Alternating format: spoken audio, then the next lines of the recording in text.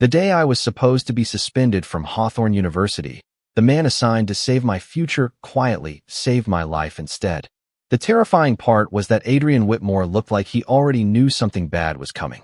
The dean's office smelled like old paper and expensive disappointment.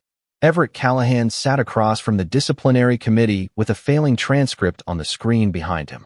His fingers tapped against his chair, not because he was confident, but because if he stopped moving, everyone would see how badly his hands were shaking. Your academic standing is no longer sustainable, the dean said. One more semester at this level, and you will lose your enrollment. Everett forced a small laugh. Great. So my greatest achievement at a top university is becoming a warning example. Nobody laughed. That somehow hurt more. The decision was final. He would enter the university's academic recovery program under strict supervision. Weekly meetings, mandatory tutoring, progress reports, and his assigned mentor was already waiting outside. Adrian Whitmore, the youngest teaching assistant in Hawthorne University history. The man whose name appeared on research papers before most graduate students even finished their first draft. Everett had expected someone arrogant. He had not expected someone who looked at his file for 3 seconds and immediately asked, "Who changed your course schedule last semester?" Everett blinked. "What?" Adrian closed the folder. "You heard me. That's your opening line? Not hello. Not congratulations on almost destroying my academic career." Adrian's expression barely moved. "You are not failing because you are incapable." For some reason, those words bothered Everett more than criticism would have, because they sounded like belief. And Everett did not know what to do with someone believing in him. Their first tutoring session began that evening in an empty library room on the 3rd floor. Everett arrived 5 minutes late carrying a coffee and an attitude. Adrian was already there with organized notes, printed materials, and a look that suggested he had been disappointed by humanity before. "You're late," Adrian said. "You're dramatic. You are proving my point."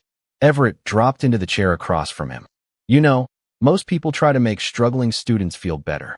Most people are not trying to stop you from losing your future." The words landed harder than Everett expected. Before he could respond, the lights above them flickered. Once, twice. Then the entire room went dark. A sharp metallic crack echoed from the hallway. Everett stood. What was that?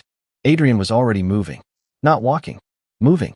He crossed the room in seconds, grabbed Everett's arm, and pulled him away just before a heavy display frame crashed through the library doorway. Glass exploded across the floor. Everett froze. Adrian had thrown himself between him and the falling frame. For several seconds, neither of them spoke. Then Everett noticed the blood on Adrian's hand. "You're hurt." "It's nothing." "That is not nothing." Adrian looked at him, almost irritated. Not because Everett cared, because Everett noticed. The university nurse cleaned Adrian's cut while Everett sat nearby, still trying to understand what happened. "It was an accident," Everett said quietly. Adrian did not answer. That silence was worse, wasn't it? Adrian looked toward the hallway where security officers were checking the broken display. "I don't know." The answer made Everett's stomach tighten. The next morning, rumors spread across campus. The display frame had been inspected recently. The mounting screws were supposedly secure. Supposedly. Everett tried to ignore it. He had enough problems already. But when he opened his laptop before class, he found a message waiting on his student account. "Do not look into what happened in the library." No name. No explanation. Just a warning. Everett stared at the screen. A normal person would report it. A smart person would walk away. Everett had never been accused of being smart when curiosity was involved. He found Adrian outside the academic building before their next session. "You knew something was wrong." Adrian stopped. The campus noise seemed to disappear between them. "What are you talking about?" "You knew before the frame fell." Adrian's face remained calm, but his eyes changed. Just slightly. Enough for Everett to notice. "Where did you get that message?" Everett's heart skipped. Because Adrian did not ask what message. He asked where he got it. "You already knew." For the first time, Adrian looked genuinely afraid. He stepped closer, lowering his voice. "Everett, from now on, do not walk across campus alone after dark." Everett stared at him. "Is that a request from my tutor?" "No." Adrian looked directly at him. "It's a warning from someone who knows you are already involved." And before Everett could ask what that meant, Adrian quietly took the warning message from his phone, saved a copy, and deleted it from the screen. Not because he wanted to hide the truth, because someone was watching. Everett realized the man who was supposed to help him graduate was not just protecting his grades. He was protecting him. And Adrian Whitmore looked terrified of what would happen if he failed. The strangest part about Adrian Whitmore was not that he protected me. It was that he never looked surprised when danger found me. The next morning, I started wondering if he was waiting for something to happen. I arrived at the library early, which was already suspicious enough that Adrian looked up from his laptop the second I walked in. "You are 15 minutes early," he said. I placed my coffee on the table. "I wanted to see if you would accuse me of being late before I gave you the chance." A small pause followed. For a moment, I thought I saw something almost like amusement in his eyes. Then it disappeared. "You should not have come here alone." My expression changed. "Seriously? You are going to start with that every time now?" Adrian closed his laptop. "Yes." The certainty in his voice bothered me. Not because it was controlling, because it sounded scared. I sat down, pretending I did not notice. "You know, most people just assign homework when they are worried about my grades.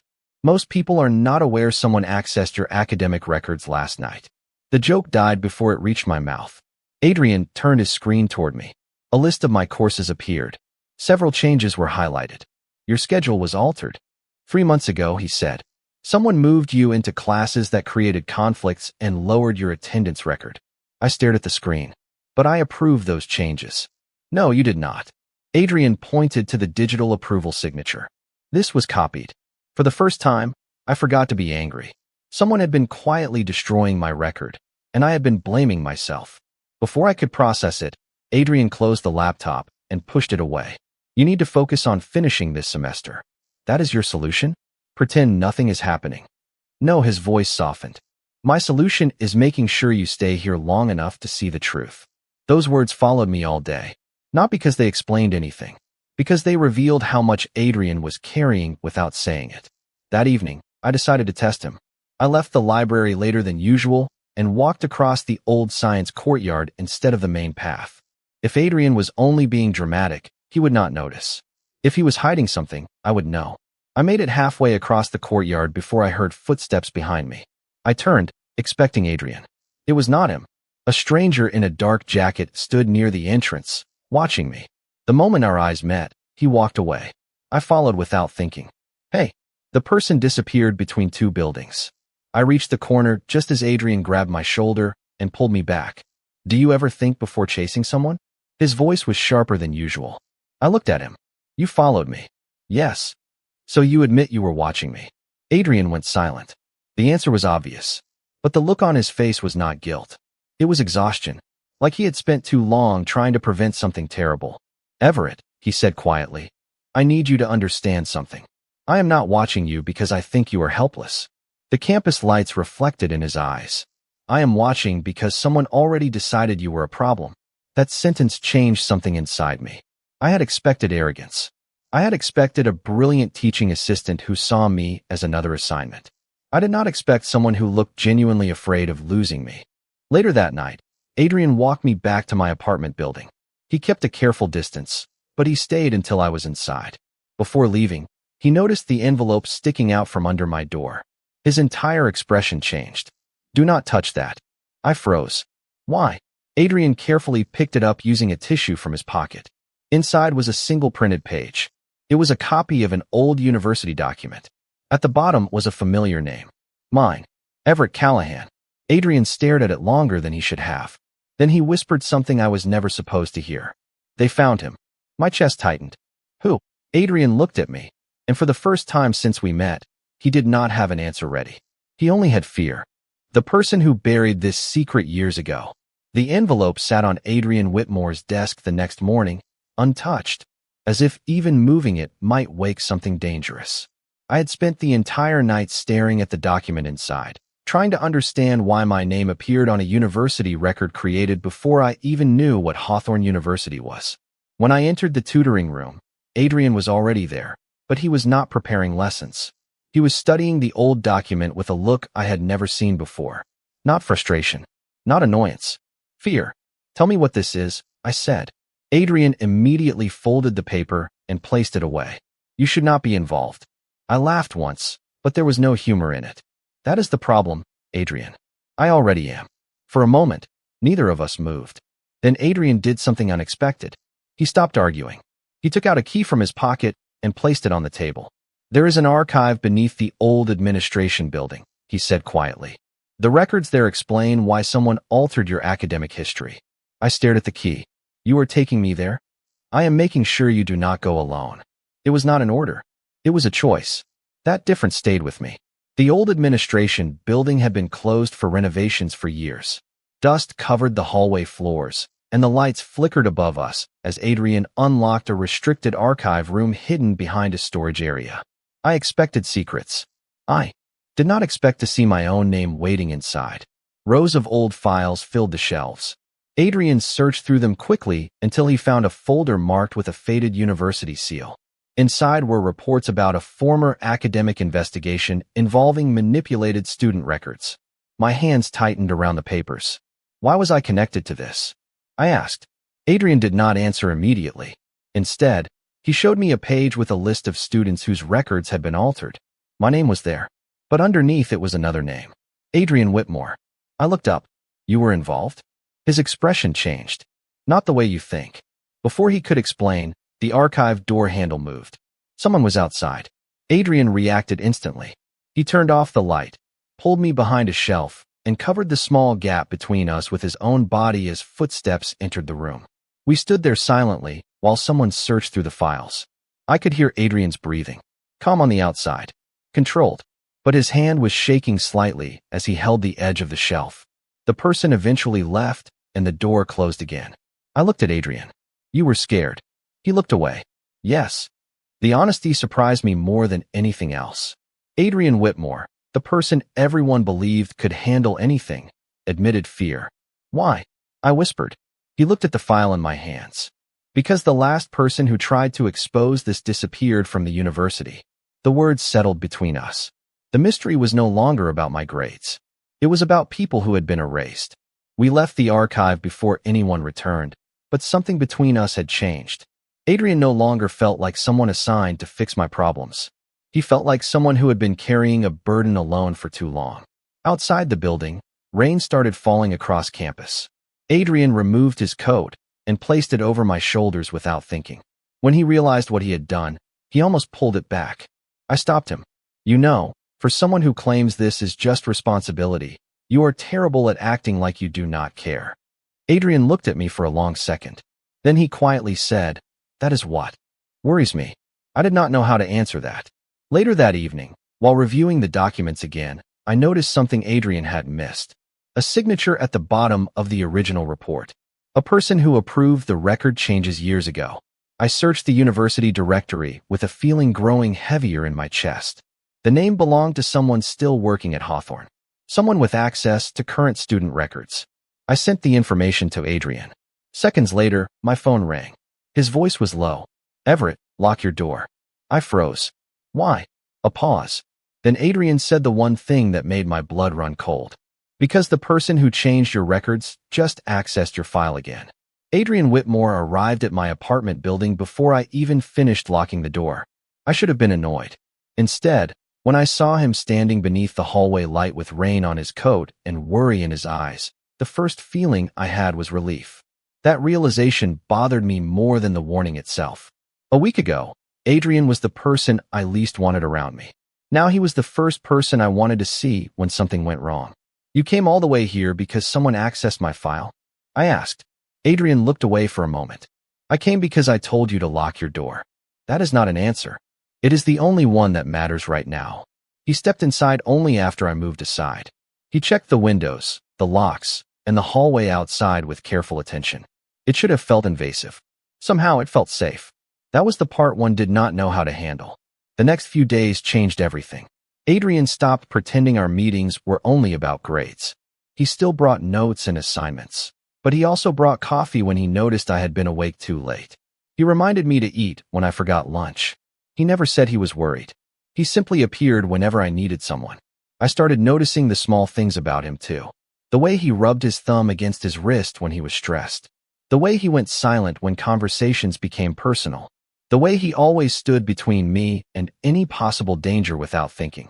During one late study session, I found Adrian asleep at the library table. It was the first time I had seen him look tired. Without the perfect posture, the careful expression, and the impossible reputation, he looked like a person who had been carrying too much for too long. I quietly placed my jacket over his shoulders. When he woke up, he stared at the jacket, then at me. "You did not have to do that." "Neither did you," I replied.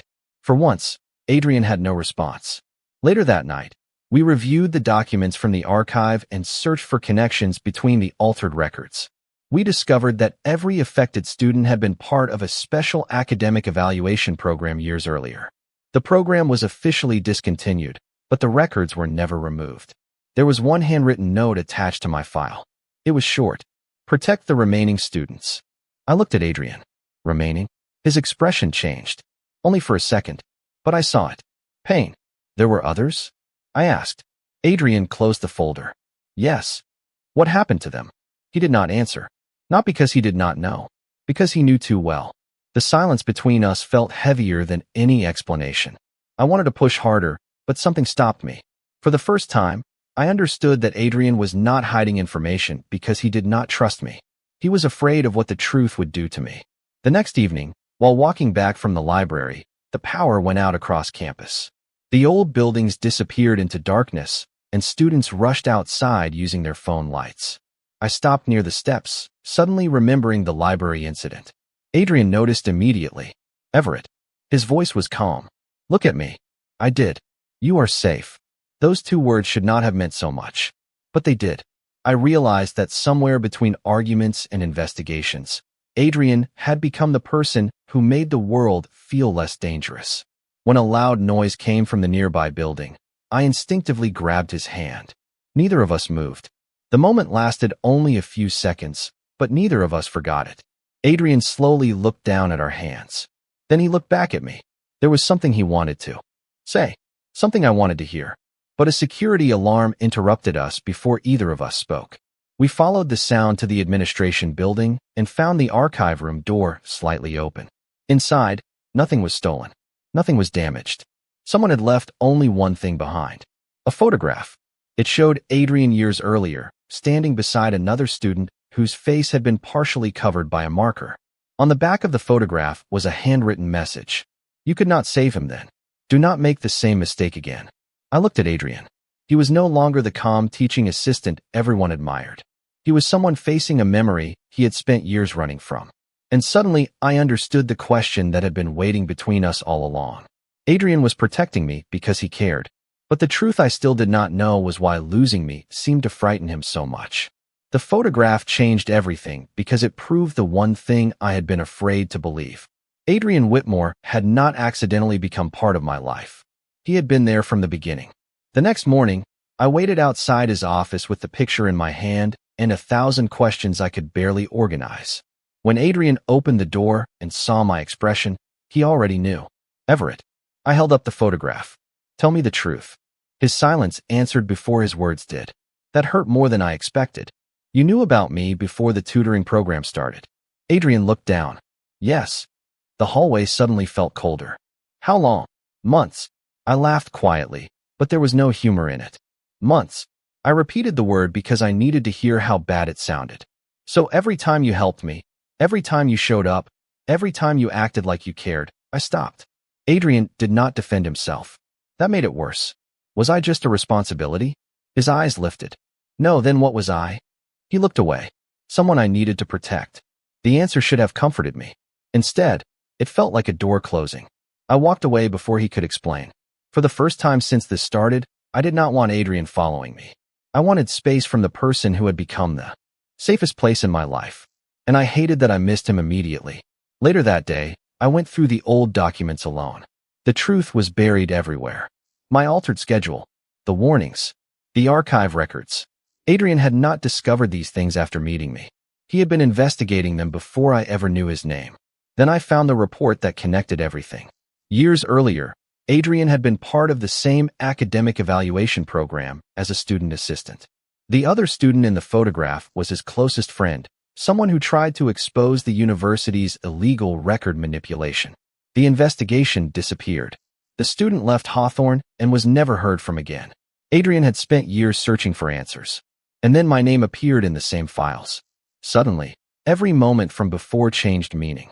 The way Adrian recognized my altered schedule. The way he reacted when the display frame fell. The way he stood between me and danger without hesitation. He was not controlling me. He was reliving something he failed to stop before. But understanding him did not erase the pain. Because he still chose not to tell me. That evening, Adrian found me sitting outside the old lecture hall. He stopped several feet away, keeping the distance I had silently asked for. I should have told you. I looked at him. Yes. He accepted that without argument. I was afraid. Of what? His voice became quieter. That if I told you everything, you would see yourself as a target instead of a person. I looked away. You made that choice for me. The words hurt both of us. Adrian sat down on the opposite end of the bench. Not close. Not trying to fix it. Just staying. When I saw your name in those files, I thought I had one chance to prevent history from repeating itself. And you never considered that I might want to know? He swallowed. I did. A long silence followed. Every day. That answer almost broke my anger. Almost. Then Adrian reached into his bag and placed another document between us. There is something else you need to see. I looked at the paper but did not touch it. It was an old recommendation form from the academic recovery program. At the bottom was Adrian's signature. You requested me? I asked. Yes. Why? Adrian looked at me with an honesty that hurt more than any lie. Because I was the only person who knew what they were doing to your record. My chest tightened. So the entire time, I wanted to keep you safe. His voice cracked slightly. But somewhere along the way, that stopped being the only reason. The admission stayed between us. For a moment, I wanted to reach for him. I wanted to believe everything could return to the way it was before. But I could not ignore the missing pieces. I stood up slowly. I need time. Adrian nodded. He did not chase after me. He did not ask me to understand. He simply watched me leave. And somehow, that hurt more. Because the person who had always refused to let me out of his sight was finally letting me walk away. As I reached the end of the hallway, my phone received a new message. It was from an unknown number. There was only one sentence. Ask Adrian why he was the last person to see him before he disappeared. I stared at the screen. My heart sank. Because suddenly the question was no longer why Adrian protected me. It was what he was still hiding. For the first time since I met Adrian Whitmore, I stopped looking for him. I stopped checking the library. I stopped expecting him to appear whenever something went wrong. And somehow, his absence became the thing I noticed most. Hawthorne University felt different without him beside me. The halls were still crowded. The lectures were still loud. But the person who had made every dangerous corner feel manageable was suddenly someone I could not trust. I kept telling myself that distance was necessary, that I needed answers, not protection. Yet every time my phone lit up with an unknown message, I found myself wishing it was Adrian. He never contacted me directly. Instead, small things started happening. My missing assignment appeared in my professor's inbox with a note explaining the technical issue. The broken lock on my apartment door was repaired before the landlord even arrived. The campus security office suddenly increased patrols around the buildings connected to the old records. Adrian was still helping me. He was just doing it from far away. That almost hurt more. During a late afternoon class, I noticed Adrian across the courtyard. He was speaking with a university administrator, his expression serious. He looked exhausted. Before I could decide whether to walk toward him, another student approached me and handed me a folder. He told me to give this to you if you were ready. I looked inside. It contained copies of the original investigation documents, including pages Adrian had never shown me. There was no explanation, no request for forgiveness, just the truth placed in my hands. The documents revealed that Adrian had spent years collecting evidence against the people responsible for changing student records. He had sacrificed research opportunities, rejected promotions, and damaged his own reputation by refusing to let the case disappear. I should have felt grateful. Instead, I felt the same painful question returning. Why had he trusted me with evidence before he trusted me with the truth? That evening, I found Adrian outside the administration building. He was standing alone, looking at the old windows where the archive was hidden below. You could have told me, I said. Adrian did not turn around immediately. I know. You keep saying that. My voice became quieter. But you never say why you chose silence. He finally faced me. For a moment, I saw the person behind the perfect teaching assistant. Someone tired. Someone afraid. Because I knew what happened to the last person who tried to expose this. I held his gaze. And you thought I would be safer if I never knew? Adrian nodded once. Yes. You were wrong. The words landed between us. He accepted them. No defense. No excuse. That made it harder. A cold wind moved across the empty walkway. Adrian noticed I was shivering and immediately removed his coat. He stepped forward and placed it around my shoulders. The gesture was automatic. Familiar. The same kind of care that had made me trust him in the first place. For a second, neither of us moved. His hand remained near mine. I wanted to hold on. I wanted to tell him I understood. But the hurt was still there. I gently returned the coat. I cannot pretend everything is okay. Adrian looked down. I know. Do you? I asked. Because it feels like you decided everything for me. His expression changed. Just slightly. Pain replaced control. You are right. That answer broke something inside me because I wanted him to argue. I wanted him to prove I was wrong. Instead, he accepted the blame. The next day, Adrian disappeared from campus meetings. His name was removed from a research presentation he had spent months preparing. I heard rumors that he had stepped away voluntarily because the investigation was affecting his career. I knew enough about Adrian to know he would never leave something unfinished without a reason. When I found him in an empty classroom, packing his books, I asked, "Are you leaving because of me?" He stopped. No, a pause. "I am leaving because if staying near you puts you in more danger, I need to make a different choice." My heart tightened. Even after everything, he was still protecting me. But he was also walking away. As he carried the last box toward the door, I wanted to stop him. I wanted to ask him to stay. Instead, I remained silent. After he left, I opened the final document he had given me. Hidden in the corner was a handwritten note from years earlier. Adrian's handwriting. One sentence. I promised I would protect the next person they hurt. I stared at the words for a long time. I finally understood that Adrian had not only been protecting me from the university, he had been protecting me from becoming another regret he carried forever. But one question remained, heavier than before. If Adrian had been willing to sacrifice everything for me, why was he still afraid to tell me the one truth that could finally set him free? The hardest thing about losing Adrian Whitmore was realizing he was not taken from me. He chose to leave. And somehow, that choice hurt more than any danger we had faced together. For 3 days, Hawthorne University continued as if nothing had changed. Students walked across the courtyard. Professors gave lectures. The world moved forward. But the one person who had stood beside me through every impossible moment was gone. Adrian resigned from his teaching assistant position without explanation. His office was emptied overnight.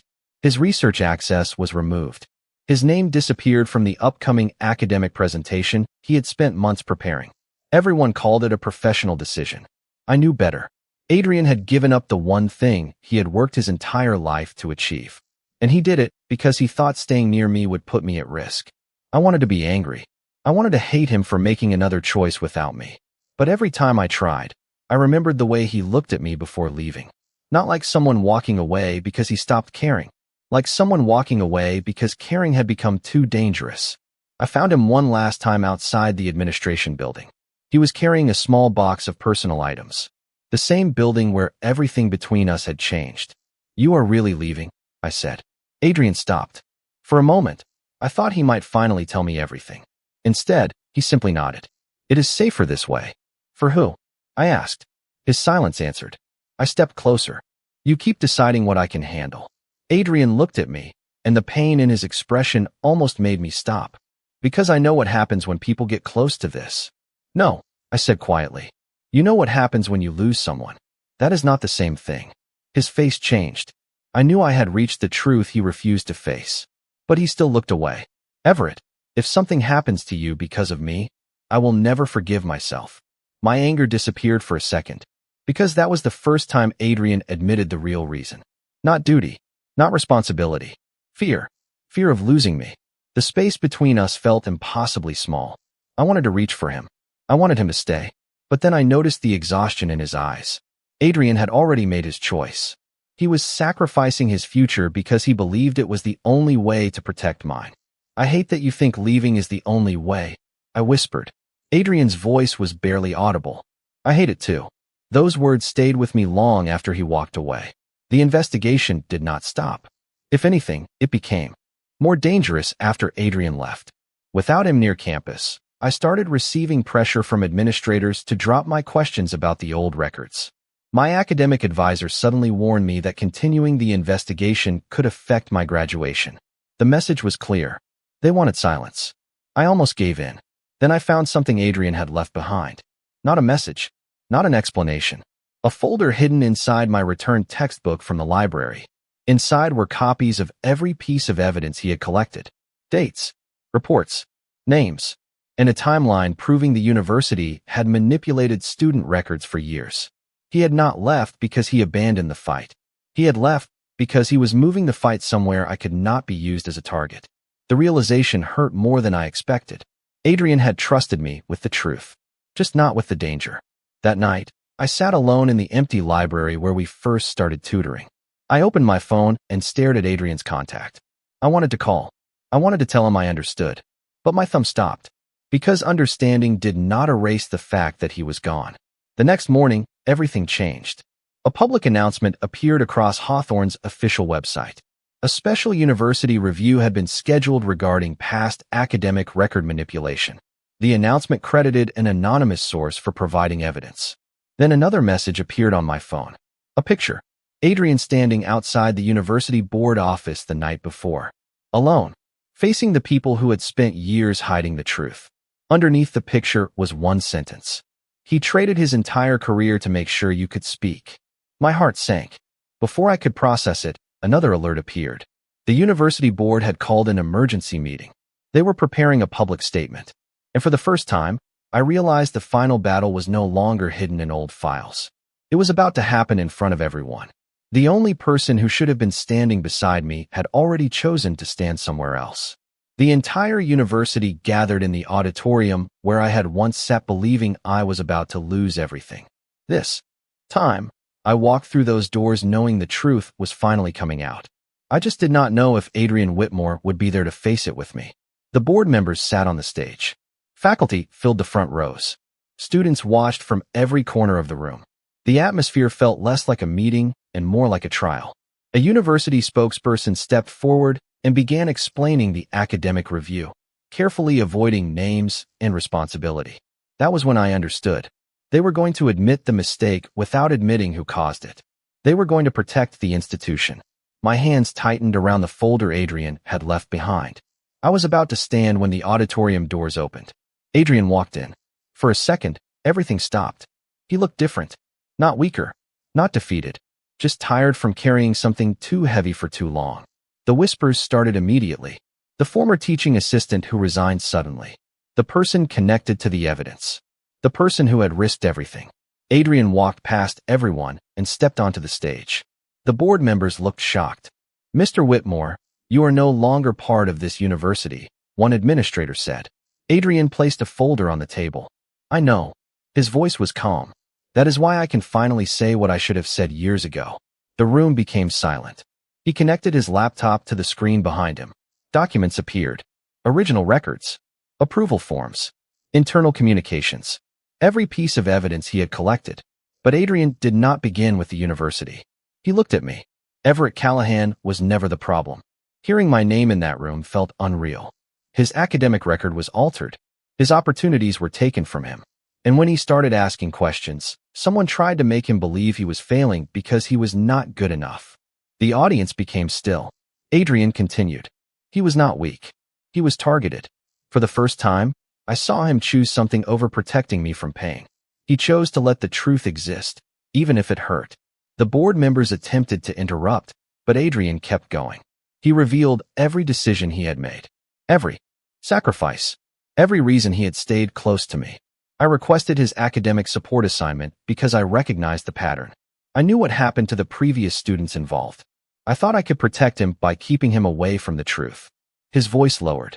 I was wrong. That sentence affected me more than anything else. Adrian was not defending himself. He was admitting his mistake in front of everyone. Everett deserved the choice to fight beside me, not the burden of being protected from his own life. The room was silent. I could barely breathe, because that was the truth I needed from him. Not that he cared. I already knew he did. I needed him to understand that caring did not mean deciding everything alone. The meeting continued, But the moment had already changed everything. The evidence was undeniable. The university could no longer hide behind vague explanations. Students who had suffered from the old system finally had their records reviewed. Faculty members responsible for the manipulation were removed from decision-making positions. But none of that was what I remembered most. I remembered Adrian standing there alone, knowing he might lose the career he had spent years building, and still choosing to protect my name.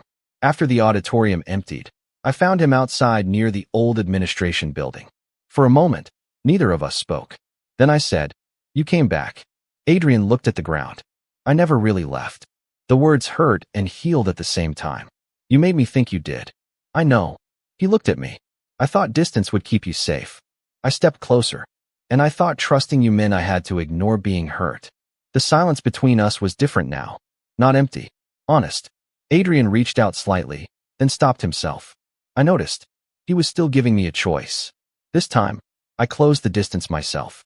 I did not forgive everything in 1 second. The pain was still there, but so was everything else. The trust. The care. The person who had stood in front of everyone when walking away would have been easier. "You should have told me," I whispered. "I know. You should have let me stand beside you." Adrian's eyes softened. "I know." A small smile appeared despite everything. The truth was almost completely exposed. The university could no longer bury what happened. But there was still one thing left unfinished. Adrian had spent years protecting everyone else. Now he had to learn how to let someone protect him too. And for the first time, I wondered if maybe that was the final thing we needed to heal. 6 months after the day Hawthorne University finally faced the truth, I returned to the same library where everything had started. The room looked almost exactly the same.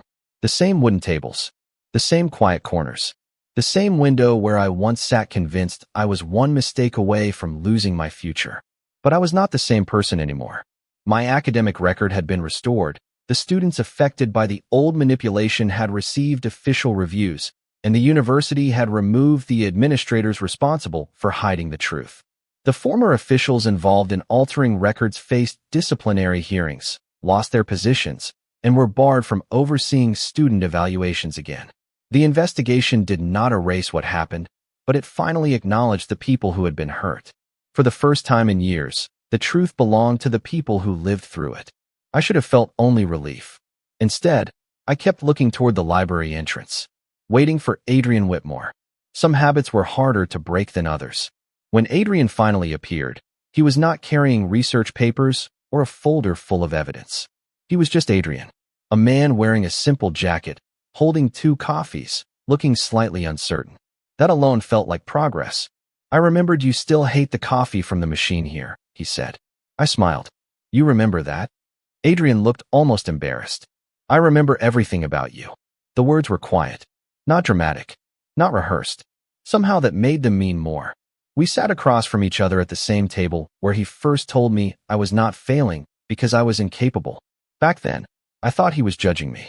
Now I understood he was trying to remind me of something I had forgotten about myself. I used to think needing help meant I had lost. I admitted. Adrian listened without interrupting. I thought if someone protected me, it meant they believed I could not protect myself. He lowered his eyes. "I understand why you thought that." I looked at him. "And I understand why you did what you did. But I do not want a person who saves me from everything." A small pause followed. "I want someone who stands beside me." Adrian was silent for a moment. Then he nodded.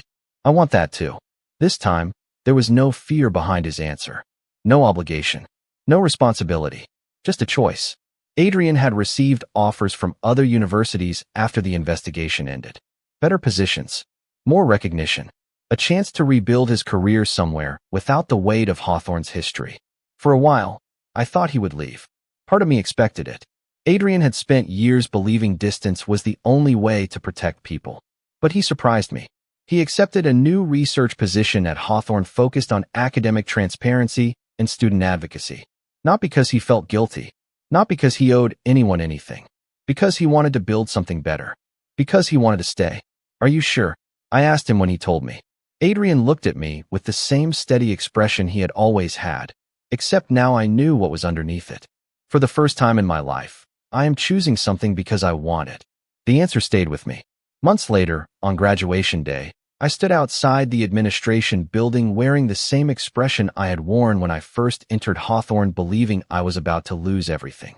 The difference was that this time, I was surrounded by people who believed I belonged there. Adrian stood nearby, watching with a quiet smile. I walked toward him. You know, technically, you were assigned to help me graduate. Adrian raised an eyebrow. Technically. And somehow you became the person who never stopped showing up. His expression softened. That was not part of the assignment. No, I asked. He shook his head. No, that was my choice. The first time Adrian protected me, he pulled me away from danger without asking.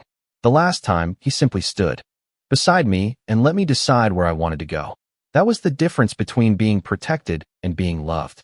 We walked across the campus together, passing the library where two strangers had once sat across from each other believing they had nothing in common.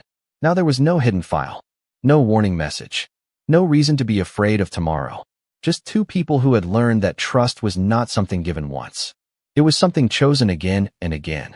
And as the evening light covered Hawthorne University, the place that once held every reason for us to fall apart became the place where we finally chose to move forward together.